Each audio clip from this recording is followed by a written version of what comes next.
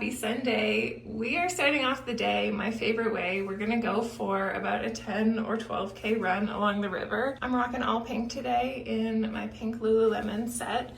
And I got these sneakers this week. They're actually my feet are big, so I'm wearing men's. I don't know what they're called. They're Adidas, but they're the ones with the carbon plate. And oh my goodness, I feel like I've just been running so much faster in them, despite being like, I don't know, relatively out of shape for me. And I feel like that's because like after graduation, when I like stopped being varsity, I felt like I couldn't spend money on shoes and I would just be running in like beat up New Balance Fresh Foam. And like, this is no hate to New Balance. They were good. I just feel like they were flat after like 3 months and I just didn't replace them as often as I should, but I treated myself because it's my birthday this month. Okay, let's get going because I have honestly a pretty busy Sunday and I'm still not finished editing the last vlog, so. Okay, this is my pre-run piece of toast. It's just bread with some peanut butter and a ton of honey because simple carbs are good before a run. We're going in like 15 minutes, so realistically, I'm not gonna digest anything else.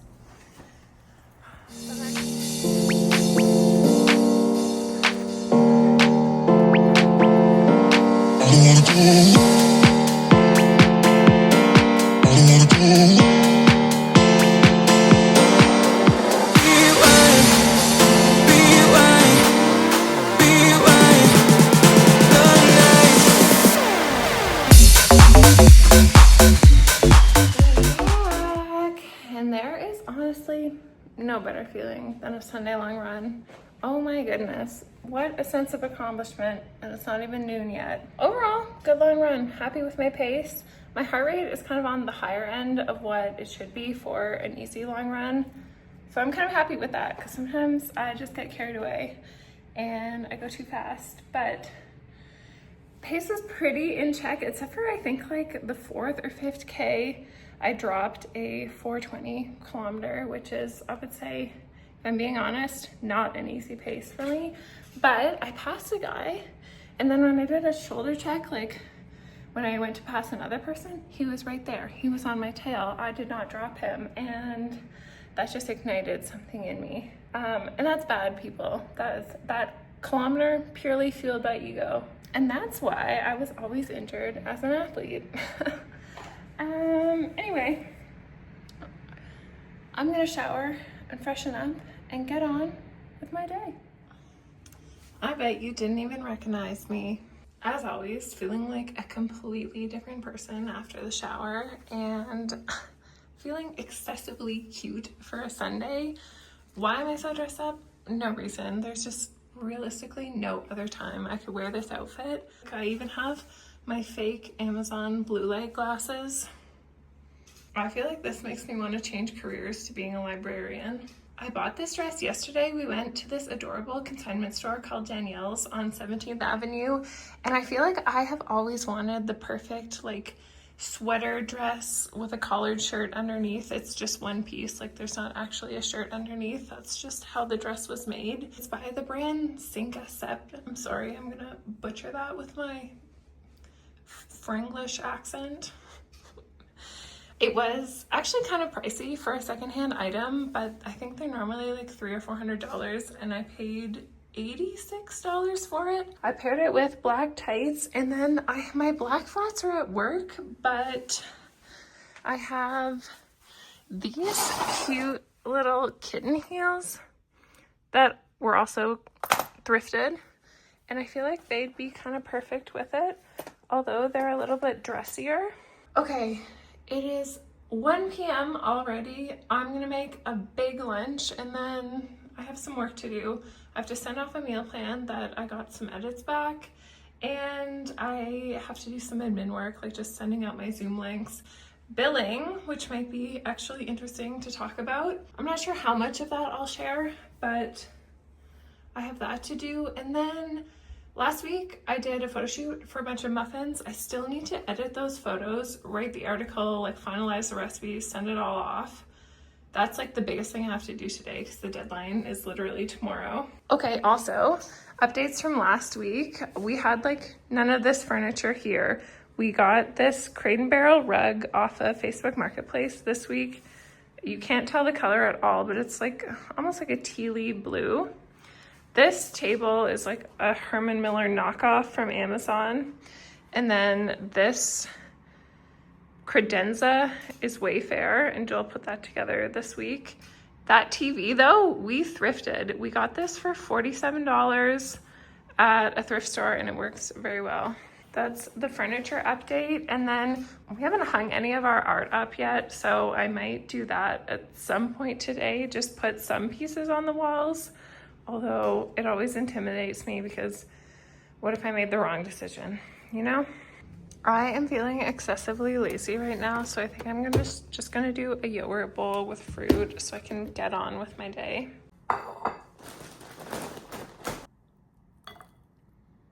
I have to be honest with you all, this is not that good. It's 15 grams of protein per serving, which is decent for cereal, and 15 grams of fiber, but it's got 17 grams of added sugars, and ideally I'd want to see between 6 to 10 grams, but I bought it anyway because it was super high fiber, and it just doesn't taste that good for what it is.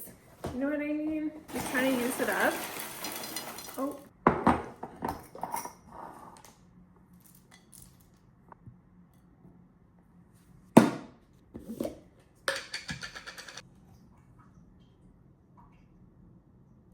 This my bowl. I'm also craving just a nice crisp apple, so I'm gonna have one of these. And I'm gonna have one of the sweet potato muffins I made last week for the photo shoot. And my vitamin D and iron.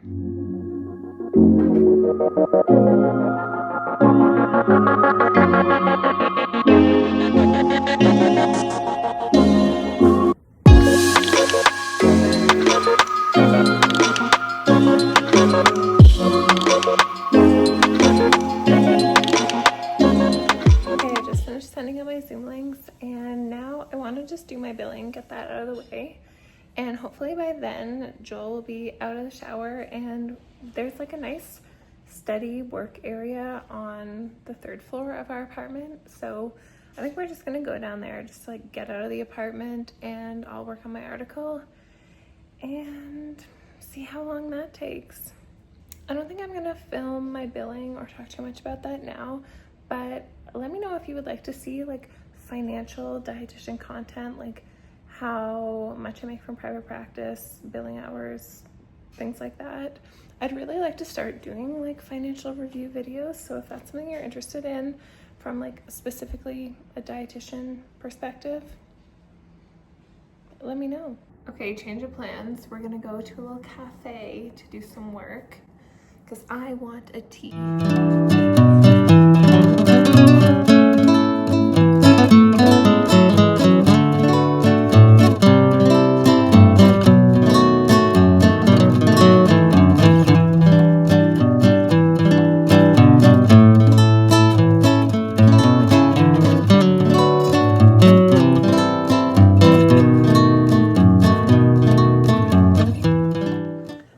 Actually next Sunday. I haven't spoken to you for an entire week, but in my defense, I really needed to lock in and finish that article, and as it was, I think I was up till like 10 p.m. finishing it, so it would have been just like the world's most boring vlog. But anyway, it's just been really full on with work. I've started this second job that's like virtual counseling, and I do that usually 2 or 3 evenings during the week. And then on top of that, I have meal plans associated with these clients, and those take me another like 2 to 3 hours, as you know, if you watched the previous vlog. So I'm working on my time management, but it has just felt like a lot recently, which is kind of a good segue because I honestly wanted to talk about money as a dietitian, because for those of you that don't know, to become a dietitian, you essentially have to do like this year-long unpaid internship. And throughout like my entire undergrad leading up to that, I was so financially stressed and anxious thinking about that. And then throughout that year, it was just something that honestly kind of took away from a lot of like the great learning experiences during internship, because I was just like so financially stressed, and I didn't see any like videos of dietitians talking about money. So here I am. I'll just like honestly give you a rundown of kind of like what life is like as a dietitian after grad, like the financial side of it. Because I feel like, I don't know, we should be more transparent with that type of stuff, like how much I'm working, how much I make, like, you know, different, I can't speak to all the different areas of dietetics, but I can talk about like new grad salary in different areas. But before I do that, we made some fun changes to the apartment. I don't know if I showed you in like the clips I took last week, but even today I hung up some photos I want to show you because I think the apartment is starting to look cute. Okay, I'm filming in 0.5 so you can see everything, but it's gonna look a little bit warped. But this is like our couch and credenza TV area. And I hung up these sailing photos today. I think they're just cute, and the dark wood frames match this bad boy really nicely. I also treated myself to some lilies. How beautiful is this color? It's my birthday this week. They were like 10 bucks at the grocery store. Had to get them, even though half of them are dead. Also did my nails. And speaking of budget and money, I used to get acrylics each month. Like I would just go once a month. It costs like 80 bucks plus tip. And these are my natural nails now, and I'm trying really hard not to break them. But I just went and asked for a polish change, and dog, it was $25. I feel like I've been just throwing out money each month because basically this is how my nails would look with acrylics. So anyway, moral of the story, let this be your motivation to get strong nails so you can save money. This is our kind of clean kitchen. And I am roasting some sweet potatoes for our meal prep. We're gonna do like loaded sweet potatoes. Why am I going on a tangent right now? Okay, I hung up this today. We thrifted this. It was like 25 bucks. I'm kind of obsessed with it. Very vacation, very scallop potato. And then this sconce is off Amazon. It actually has a remote that I have no idea where it is. I put it by the door for now because I don't know where else I would put it. And just imagine there's like one of those like shoe cupboards underneath, you know, I'll put an image there. We saw this blank space. Like we have a bunch of little pictures and frames to hang up, and I think I'm gonna wait till we get a big piece to go here and a big piece to go here. I have a couple that I'm just thinking about on Etsy, but to get them in the size I would want, like a big size, it's like 700 bucks, which I guess is like cheap as far as art is concerned, but it just feels like a lot. It feels like I need to save up for that. So those are the updates.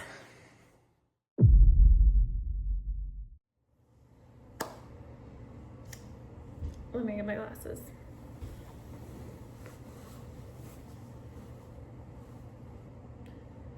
Now I look qualified to talk about money. Let's just pull the seal back on this very taboo topic, especially in dietetics. Talking about money, not really a thing that people do, but I just feel like it's very important, especially when you're taking into consideration like what career you want to go into. A hill that I will always die on is that passion is not enough. You need to be able to pay the bills.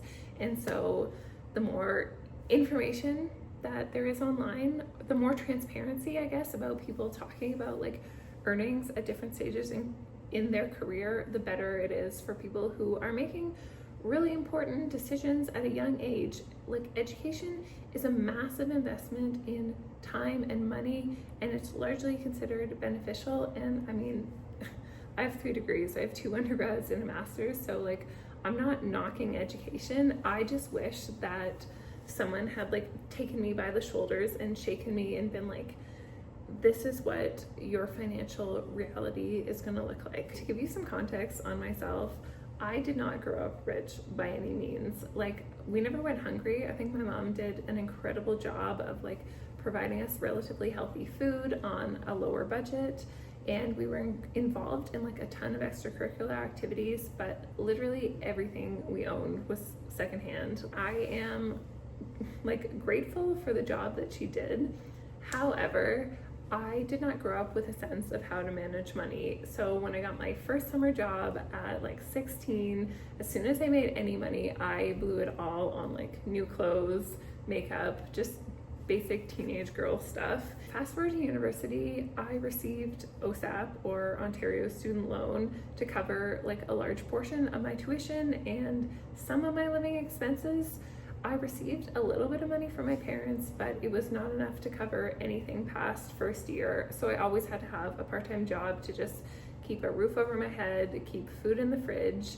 And I remember it being a very stressful time because I was a member of the cross country and track and field team. So I was like trying to compete and train at a high level, but I was also struggling financially. So the two would often clash, and anytime I received any funding or like scholarship from sport, I'd always put it back into sport. Like I'd like go to the winter training camp and stuff like that. So I am very lucky and fortunate that I was able to have some really incredible experiences in sport, but there was always like this overarching like feeling of dread and stress around my finances, and also that feeling that like my investment in running and growth there was taking away from my financial stability because it was such a huge like time and energy commitment. Not only that, but I feel like I kind of made things worse for myself by taking the really scenic route in university. Like I did a kin degree first, then I decided, okay, I want to be a dietitian, so I went back to school, and you have to do an accredited undergrad, and then I ended up doing a master's practicum as part of the credentialing process to be a dietitian. So a lot of school, a lot of years in that like student lifestyle, but I feel like I thought that the payoff would be worth it because my exposure to dietitians up until that point was like Abby Sharp on YouTube and dietitians I knew in private practice from working at a physio clinic, and they just seemed to have the vibe, the lifestyle, the flexibility that I wanted. So I dove in head first to like pursuing the dietitian credentialing, and oh my goodness, nothing could have prepared me for the financial stress of that degree, because there is a huge expectation to like volunteer. So in addition to like trying to balance running, trying to balance a part-time job, I was also trying to take on volunteer work. And then anything anyone ever talks about in the undergrad is the unpaid internship that's waiting for you at the end of it. And you have to go through that to be a dietitian. And let me tell you, at that point, I was so burnt out from just the financial stress of my educational decisions and my career choices. So I looked around at the landscape post-grad, and the thing is, there's not a ton of like full-time dietitian roles available to new grads unless you want to relocate to like a fairly remote community, like, I don't know, Napanee, although Avril Lavigne. Anyway, not a ton of full-time work available to new grads. There's a lot of like casual positions in like internal medicine at a hospital, and I just knew I wasn't interested in that. So what I actually ended up doing is I got a 9-to-5 job, not working as a dietitian, working in a food company, food manufacturing. I did vitamin and mineral like fortification of foods, which was like closely related to nutrition. So I think that gave me like income stability of a 9-to-5 job and that salaried role, and it was a maternity leave contract. So I was like, great, I'll like make some money, I'll figure out if like 9-to-5 works for me, and then on the side, like 2 evenings a week, and then on Saturdays I did private practice, practicing as a dietitian so that I could still meet like the minimum practice hours. Plus I needed the money. So that year I made $60K from my like contract salary position, no benefits, no vacation, just $60K straight working in research and development as a brand new grad. And then private practice on the side, the way it works is like fee for service in that specific clinic. So I actually knew the owner because I'd worked there as like when I was studying kin.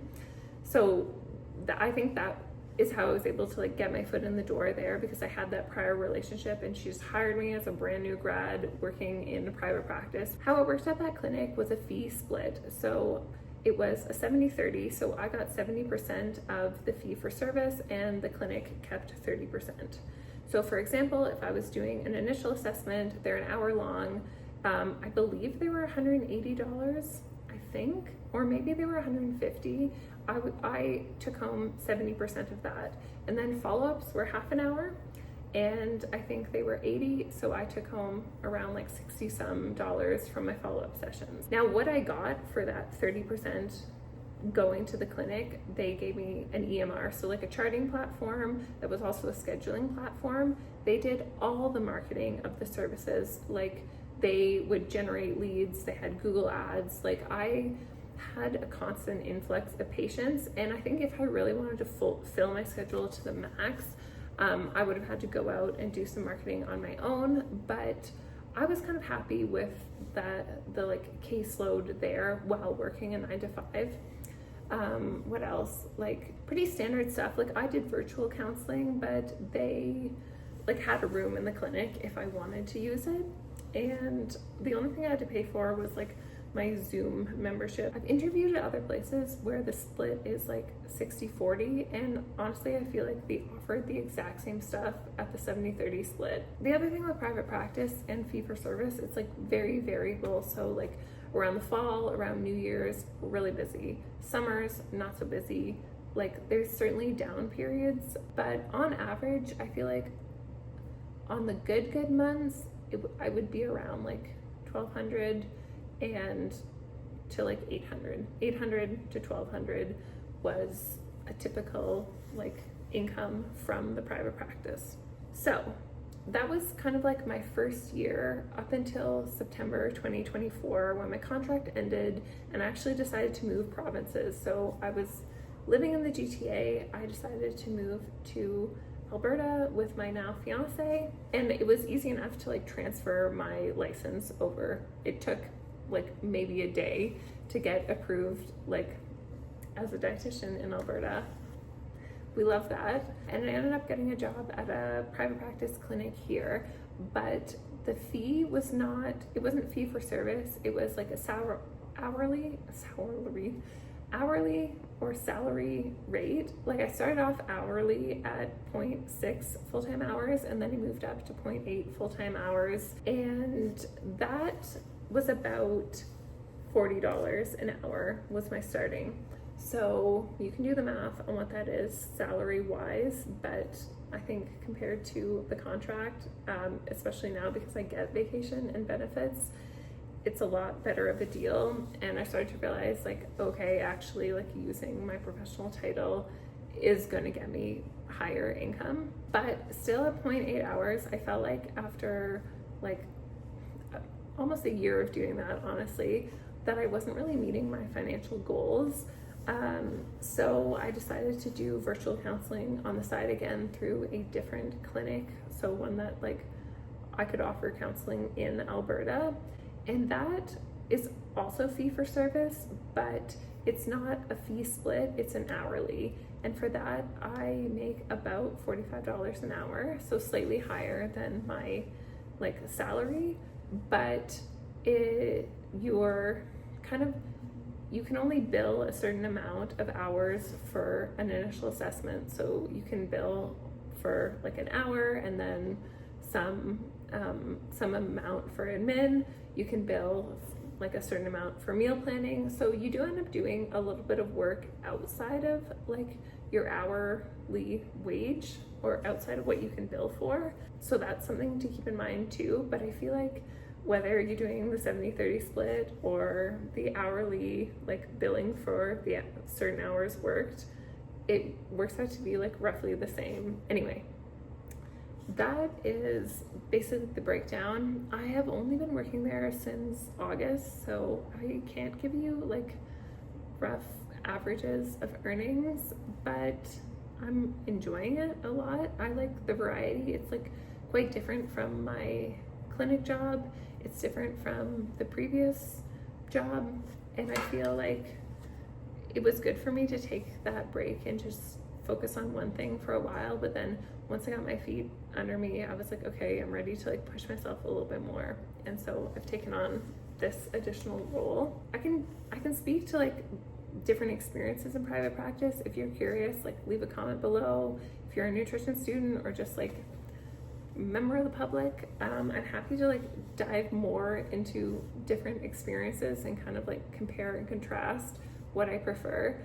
But I want to talk about like some other opportunities for fairly new grads and what that like could look like. So I'd interviewed for a couple other positions that were more like hospital based. So they were casual and they were vacation coverage from I think like the start of summer to maybe December. So covering like summer and December vacation. And my best friend works at that hospital and she had worked that position the summer before and she ended up working like close to full-time hours. So just because it's casual doesn't mean you can't work like a decent amount of hours to generate a livable income. So I do want to flag that if you're looking around and being like, I don't know about all these casual positions. I still think that you can get good hours with them, at least based on the people I've chatted to. And then she actually got hired on from that casual position into a full-time position at the hospital. So once you get your foot in the door with casual, it's fairly easy to move up if you do a good job. But those positions are a much higher hourly wage because they pay like in lieu of vacation or benefits. So I think the position that I interviewed for, the range they gave on the job posting was 45 to 53. I think in general, clinical dietitians, so dietitians in hospital, make a better salary, especially as new grads. But it's up to you if that's something that you enjoy. I know for me personally, like private practice is where it's at. I think it's where my skill set lends itself well to working in private practice, and it can kind of spiral into other opportunities like doing media and like content creation, which is ultimately what I'd like to make up a larger proportion of my income. Hopefully that provides some perspective. I love the work I do and I do see opportunities to grow my income a lot. So if you're feeling kind of distraught as a new grad in dietetics, it gets better. It does, it really does. And I think there's a lot more opportunities to like diversify your income. I can smell the sweet potatoes are cooked. So, and I know Joel is super hungry, so we're gonna make dinner.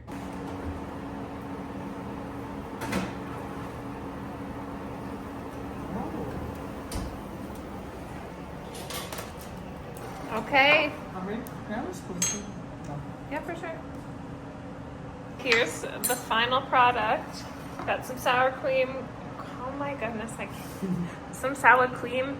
Got a bit of melted cheese, some sour cream, guac, salsa, and a whole lot of protein and fiber. These look and smell absolutely amazing. Yeah, I'm excited. I'm excited. We're excited. We're gonna watch some TV. We're gonna eat. And if I don't talk to you, have a beautiful, blessed week.